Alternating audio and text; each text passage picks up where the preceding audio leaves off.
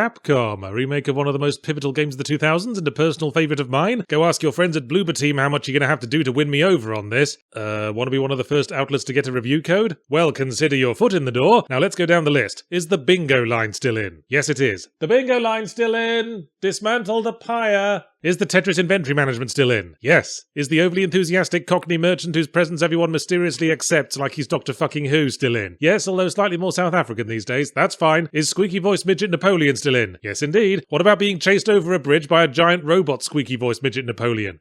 No, we cut that out.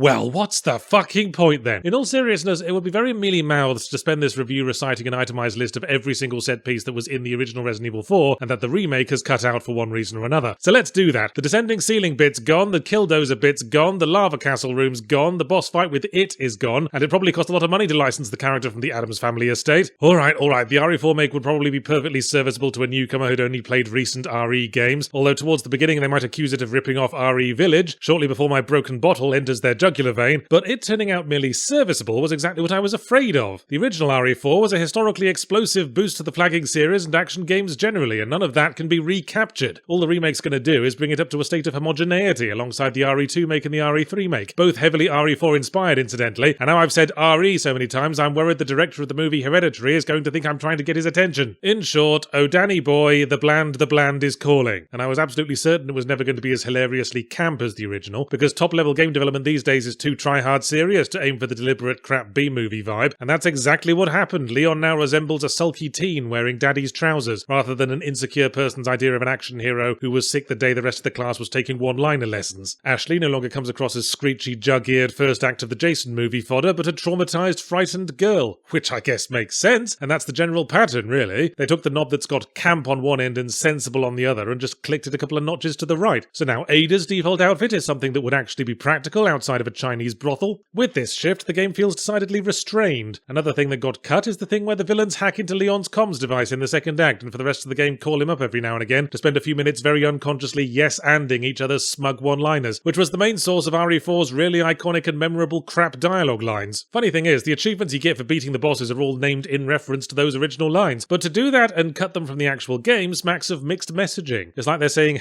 yeah, wasn't it great back when we knew how to have fun? Oh, come on, Yards, you big negative Nathan. Stop focusing on every single fleck of dried up turd that has been shampooed out of RE4's bum hair and tell us about what's new with the remake. Well, Leon makes a funny sort of fatty grunt every time he switches to aim mode now, and Ashley grunts all the time as well whenever she has to navigate terrain more complex than a partially occupied waiting room. So if you run up and down the hallway aiming at things, it sounds like you're mixing the English dub for a foreign porno. Not that, Yards. Tell us about those new side quests we were hearing so much about. Oh yeah, I finished an early game area, and as I was leaving I found a blue note scotch taped to the door, saying, hey, why not go through that area again and kill 3 rats? And it took me about 3 hours before I was finally able to get my mouth to stop forming the ooh at the end of fuck you. But don't fret, there's more new stuff besides quests straight from the tutorial section of a failed World of Warcraft knockoff. Basic combat has some new surprises that might catch the old hands off guard. The first time a dude charged at me with a pitchfork, I was so surprised I couldn't enjoy the 4 shish kebabs I was offered at the barbecue later. And the addition of stealth kills makes sense. The original had a couple of moments where you could go unnoticed for a while, but you still had to kill everyone at some point, so you were really just picking your moment to jump out and yell, surprise shotgun party! So I merrily stealth knifed my way through 4 or 5 of the dudes in the starting village assault when suddenly me knife broke. Oh, we forgot to mention your knife has degradation now, said the game. And this time, the ooh on the end of fuck you lasted until the beginning of this video. You need to go back to the fucking dollar store and get a refund on your knife, Leon, mate. It's okay, Yards, you can get your knife repaired at the merchant for a small price. Oh, even better, my knife has a fucking subscription fee. I didn't realize Adobe were in the weapons business. I assume knife degradation was added to counter the other new feature that Leon can use his knife to parry basically any melee attack, including the chainsaw insta-kill, which I suppose is fairer, but the chainsaw insta-kill was another of the original game's iconic moments. You were at the starting village, you were surrounded by the mob, but you were getting to grips with the combat and starting to hold your own, and then Dr. Potato Sack runs up with his Black & Decker and goes, that's a nice full health bar you've got there, show it to someone who gives a shit, bzzzt, surprise budget height reduction surgery. Giving us the chance to survive it makes me think Dr. Potato Sack's had to amputate a few of the game's testicles in the time since we saw him last, which is all consistent with the knob having been clicked towards sensible sensible, but as anyone should expect whenever an elderly champion racehorse gets brought out and expected to perform again because it's got a new carrot up its bum, there's a marked reduction in energy. As I feared, it's Resident Evil 4 with all the edges sanded down. The additions to combat feel more like a fussy dilution of a purer experience. The more sensible dialogue and characters lacks the fun chemistry and banter. You know what though? One exception. I like Luis more in the remake. He gets a clearer backstory, more complex motives, some fun personality clash with Leon, and most importantly, never unironically says "ay, ay, ay."